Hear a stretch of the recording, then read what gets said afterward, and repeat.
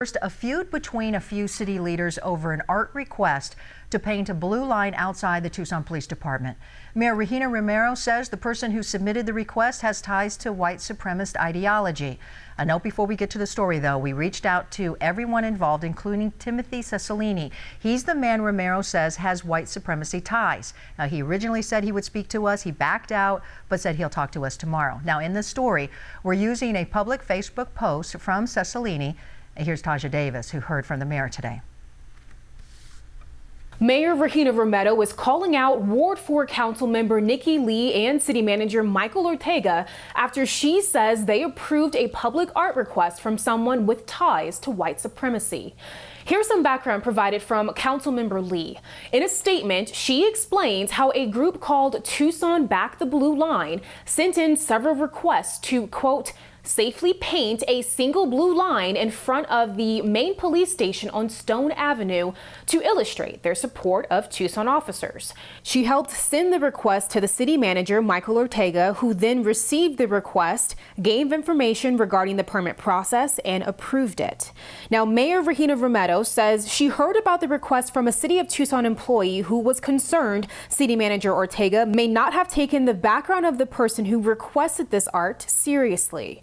The person in question, Timothy Cicilline, an administrator of the group's Facebook page. I spoke to the city manager and basically said, look, this is very concerning. And if I, as the mayor of Tucson, let this happen, then I will, you know, and rightfully so, we'll hear from the community if the street painting happens, especially with City of Tucson resources. There's very clear white Confederate flags on his posts and disparaging especially Black Americans in his posts. Since we saw this information, it was still on his Facebook page and available for the public to see. Since then, he has hidden them from his page. And that was concerning enough for the mayor to make a public statement against the request of this art. She says this isn't about not supporting police, it's about the individual that made the request.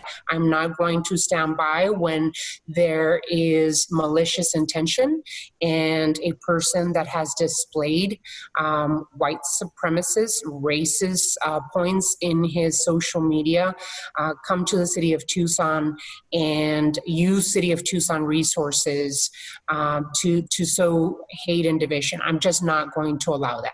Councilmember Lee released a statement saying in part, "Unfortunately, in doing my job of being a responsive local government official, I have been accused of supporting white supremacists and white supremacy organizations.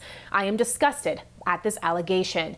It is possible to support our Black community and support police officers at the same time. It is possible to demand change while supporting the very people whom we demand the change from."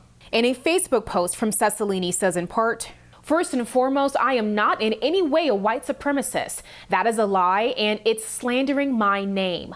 Tucson Back the Blue Line came under attack by a political entity as well as me personally. This group supports local police departments and does not tolerate racial slurs. We do things by the law and by the books." Now, the art approval has since been revoked from the group, and we've reached out to the city manager's office and City of Tucson attorney Mike Rankin for comment. So far, neither have replied. Taja Davis, KGUN 9 on your side. All right, let's move to the